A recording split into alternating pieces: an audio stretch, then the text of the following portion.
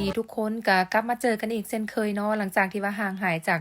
การเฮ็ดอาหารไปหลายมื้อเนาะซึ่งว่ามื้อนี้ตุกก็จะพามาเฮ็ดข้าวมันไก่เนาะทุกคนเนาะซึ่งว่าวัตถุดิบในการเฮ็ดหั้นมีหยังแดก็ดังที่ขึ้นให้ดังต้นคลิปแล้วเนาะซึ่งจะแยกในส่วนของ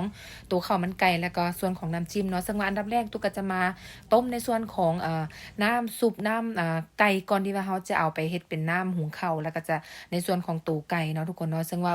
เครื่องประกอบที่ว่าเราใส่หยังแหน่ตุกก็ได้ขึ้นไว้เทิงหน้าจอให้แล้วเนาะถ้าว่าผู้ใดอยากลองเอาไปเฮ็ดสิก็สามารถเบิ่งได้ง่ายๆตามคลิปวิดีโอนี้เลยทุกคนก็หวังว่าทุกคนจะเบิ่งได้เข้าใจได้แล้วก็สามารถเฮ็ดตามได้ง่ายๆเนาะทุกคนเนาะนี่หลังจากที่ว่าเราต้มน้ำฝดแล้วเด้อทุกคนเด้อถึงจะเอาในส่วนของขาไก่หรือว่าขาโต้ไก่อะไรเนาะขาใต้หรือว่าขาไก่ในส่วนของกกขาแล้วก็ตัวขาแบบนี้ลงมาต้มเนาะทุกคนเนาะซึ่งตุกก็จะใส่ลงไปหมดเลย3-4ขาประมาณนั้นเนาะทุกคนเนาะแล้วก็จะค่อยๆต้มไปเพราะว่าเขาจะได้ใส่ในส่วนของน้ำซุปไก่นะทุกคนไปหุงข้าวเนาะแล้วก็ส่วนของตัวไก่เขาก็จะแยกออกมาอีกอันนึงซึ่งว่าจะมาฉีกมาตัดกันแล้วแต่ที่ว่าจะไปใส่กับข้าวเนาะทุกคนเนาะนี่ก็จะค่อยๆต้มไปเวลาต้มมันก็จะเห็นเลยว่าจะมีฟอดมีฟองอันนี้ขึ้นมานะทุกคนนี่ก็คือแนะนำให้ตักออกเนาะซึ่งจะมีฟอดสีขาวๆแบบนี้เขาก็จะตักออกนะทุกคนเนาะ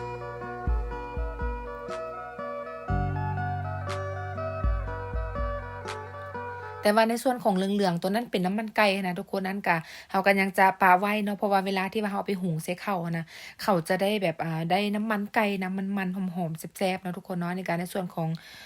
ตัวของขาไก่ไทยตุกก็จะค่อยๆปิ้นไปเนาะถ้าว่าผู้ใดบ่อยากใส่ในส่วนของขาใต้ไก่แบบนี้นะทุกคนก็ไปใส่ในส่วนของเอิกไก่ก็ได้ก็แซ่บคือกันเนาะแต่ว่าทุกคน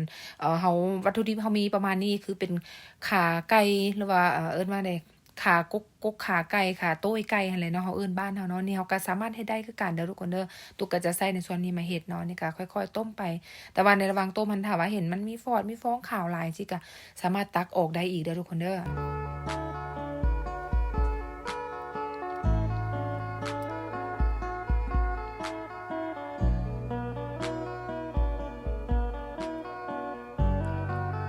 หลังจากที่ว่าเรา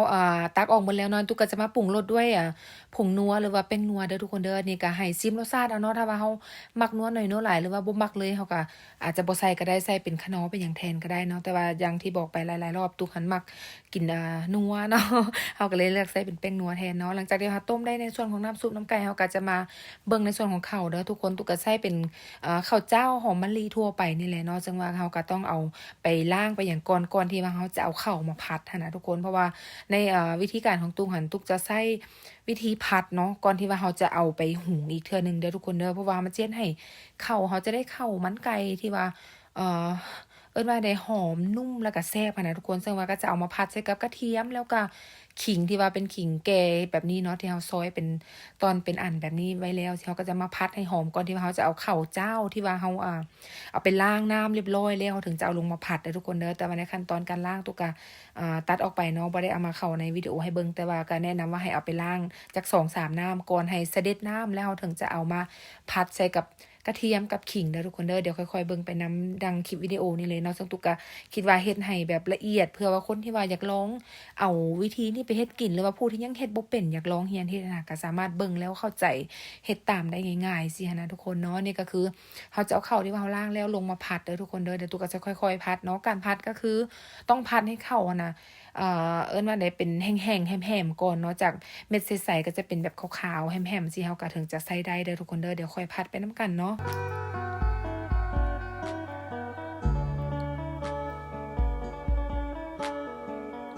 ก็ตอนผัดก็ต้องให้เบิ่งนำเด้อทุกคนเด้อให้สังเกตเอาถ้าเม็ดข้าวเราเริ่มแห้งๆเป็นแบบขาวๆแบบนี้หั้นน่ะเราก็จังจะใส่ได้เนาะแต่ถ้าว่าข้าวยังเปียกๆอยู่อันนี้ก็คือยังใส่บ่ได้เทื่อก็ค่อยๆผัดไปให้ข้าวมันแห้งเพราะว่าเราผัดข้าวได้แห้งเม็ดข้าวเราเริ่มขาวแบบนี้ก็ถือว่าใส่ได้เนาะทุกคนเนาะนี่ก็จะเอามาใส่ในหม้อหุงข้าวอีกเทื่อหนึ่งเนาะทุกคนเนาะอาจจะด้วยมีเบิ่งแล้วอาจจะมีแบบสเต็ปขั้นตอนที่ว่าหลายอย่างแต่ว่าเราเฮ็ดแบบนี้นะทุกคนก็เพื่อที่ว่าจะได้ข้าวมันไก่ที่ว่าหอมนุ่มแซ่บก่อนที่เราจะกินเนาะทุกคนเนาะนี่ก็คือจะเอามาใส่ในหม้อหุงข้าวให้หมดเลยเนาะ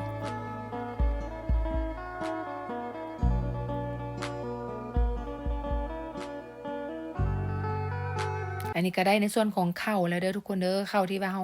ผัดเรียบร้อยแล้วเราก็จะมาใส่ในส่วนของน้ำซุปต้มไก่นั่นแหละน้ำซุปที่ได้จากน้ำต้มไก่ทุกคนเราก็คือจะเอามาใส่ใน ข้าวเนาะใส่หม้อหุงข้าวแบบนี้การใส่ก็คือให้ท่วมประมาณแล้วแต่เด้อทุกคนเด้อถ้าว่าผู้ใดที่ว่าข้าวเราอยากแข็งแดเราก็อาจจะใส่ไปจักใส่หลายนิดหนึ่งเนาะแต่ว่าข้าวธรรมดาเราก็ใส่ประมาณ2ข้อมือประมาณนั้นอย่างของตุ๊กก็ท่วมประมาณ2ข้อมือ2นิ้วหรือว่า2อินช์ก็ได้แล้วเนาะนี่ก็ตุ๊กก็จะค่อยๆถึงจะเอาข้าวไปหุงในหม้อหุงข้าวอีกเทื่อหนึ่งเนาะ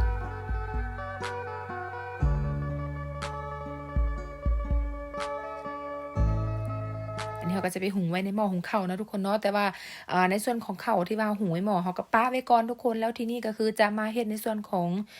น้ำจิ้มหรือว่าน้ำซอสที่ว่าเราจะกินกับข้าวมันไก่เนาะซึ่งว่าก็จะมีขิงกระเทียมมักเผ็ดอีหยังต่างๆในนี้ซึ่งว่าสูตรนี้นะทุกคนเฮ็ดง่ายได้น้ำจิ้มน้ำซอสสูตรนี้นะแต่ว่ารับรองเลยว่าแซ่บเนาะบ่ว่าจะกินกับข้าวมันไก่หรือเขาจะไปกินกับหมูทอดกับหยังนะไก่ทอดนี่สูตรนี้ทุกคนกินเฮ็ดได้เลยลองเอาไปเฮ็ดเบิ่งเนาะตุกเฮ็ดแบบกินหลายรอบกินมาดุนแล้วมันแซ่บนะทุกคนก็เลยแบบ อยากมาแบ่งปันเนาะซึ่งเรามากินกับข้าวมันไก่ก็ได้คือกันถึงอัตราส่วนแล้วก็อ่าวัตถุดิบที่ว่าเราใส่ให้น้ำจิ้มน้ำซอสนี่นะทุกคนมีอย่างแน่ตุกขึ้นไว้ให้เทิงหน้าจอนี่แหละเด้อให้สังเกตเบิ่งตามหน้าจอแล้วก็ลองเอาไปเฮ็ดเบิ่งเนาะนี่ก็คือจะใส่เทรวมลงไปทั้งหมดเลยเด้อทุกคนเด้อหลังจากที่เราเทรวมส่วนประกอบทั้งหมดแล้วเราก็จะมาคนให้เข้ากันเนาะนี่คนเพื่อให้น้ำตาลเป็นนัวอหย่างหั่นละลายก่อนเนาะทุกคนเนาะ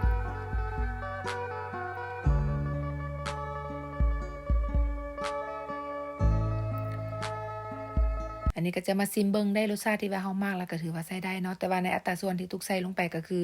เป๊ะทุกคนเป๊ะพอดีเป๊ะแบบบ่ได้เติมได้ตืมหยังอีกเลยเนาะนี่ในการเฮ็ดของส่วนของน้ำซอสที่ว่าเราจะมากินกับข้าวมันไก่ก็เรียบร้อยเนาะทุกคนง่ายๆบ่มีหยังเลยง่ายแล้วก็แซ่บได้รสชาติที่แซ่บหน้าตาก็ประมาณนี้เลยเนาะทุกคนนี่หลังจากที่ว่าเราได้ในส่วนของน้ำจิ้มน้ำซอสที่ว่าจะมากินกับข้าวมันไก่นี่เราก็จะพักไว้ก่อนเนาะแล้วตุกก็จะพาไปเบิ่งของในส่วนของไก่เนาะซึ่งว่าไก่ที่ว่าเราต้มไว้นะทุกคนพักพอแบบอุ่นๆได้หน่อยหนึงพอที่ว่ามือเราจับได้จีกได้เราถึงจะมาจีกหรือว่ามาตัดมาซอยออกเนาะ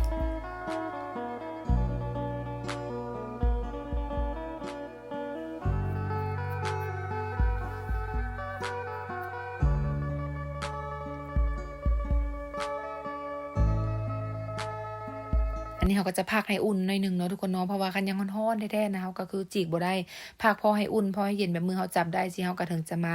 จีกเนาะถ้าว่าผู้ใดที่ว่าบ่อยากใช้แบบมือจีกออกเป็นชิ้นเป็นตอนแบบนี้นะทุกคนก็เอาไปตัดก็ได้เนาะแต่ว่าในส่วนของไก่ก็มันบ่ได้ยากมันนะทุกคนเราสามารถใช้แบบมือจีกหรือว่าฉีกออกเป็นตอนแบบนี้ได้ตุกก็จะค่อยๆจีกออกไปเนาะซึ่งในส่วนของหนังของซีนของหยังเขาก็จะใช้แต่ว่าส่วนของกระดูกแท้ๆเขาก็จะแยกออกเขาจะบ่ได้ใช้บ่ได้กินในส่วนนั้นเนาะทุกคนเนาะ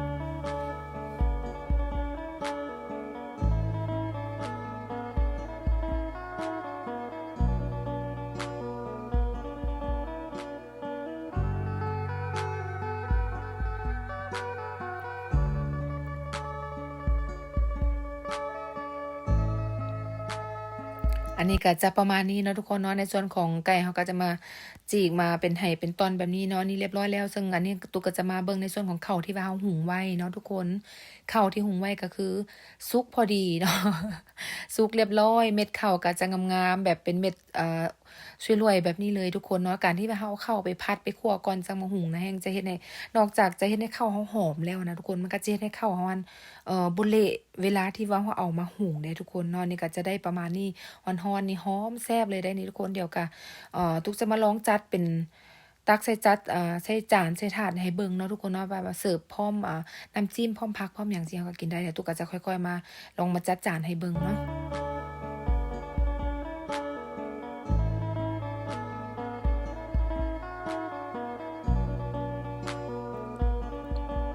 ในการที่ว่าเราเอามาใส่ถ้วยน้อยแบบนี้แล้วเราจังเอาไปจัดใส่จานหรือว่าใส่ถาดที่เราจะกินนะทุกคนมันเฮ็ดให้ข้าวเราได้รูปงามเนาะเพราะว่าคันถ้าเราตักใส่เลยมันก็จะเป็นแบบปกติธรรมดาทั่วไปเนาะแต่ถ้าว่าเอามาใส่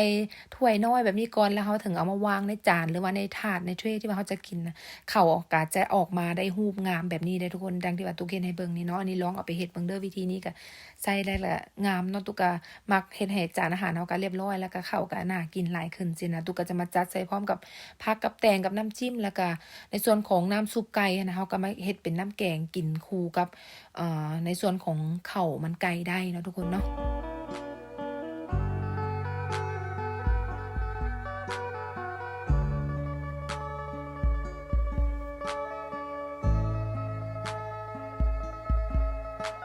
แล้วก็ไก่ตัวที่ว่าเฮาฉีกไว้ให้แล้วทุกคนนี่ก็มาจัดมาวางใส่เนาะเฮามักน้อยมักหลายนี่ก็ได้เพราะว่าทุกครั้งส่วนหลายตุกก็จะเฮ็ด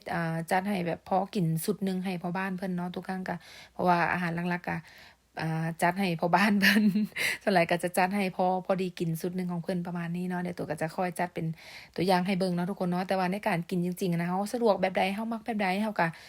เฮ็ดได้ตามที่เฮามักนั่นแหละทุกคนสิใส่ถ้วยใส่จานใส่ถาดไปไหนกันนี่ก็แล้วแต่ความสะดวกของเฮาเนาะตุกก็จะไม่เฮ็ดเป็นสูตรแบบนี้เลย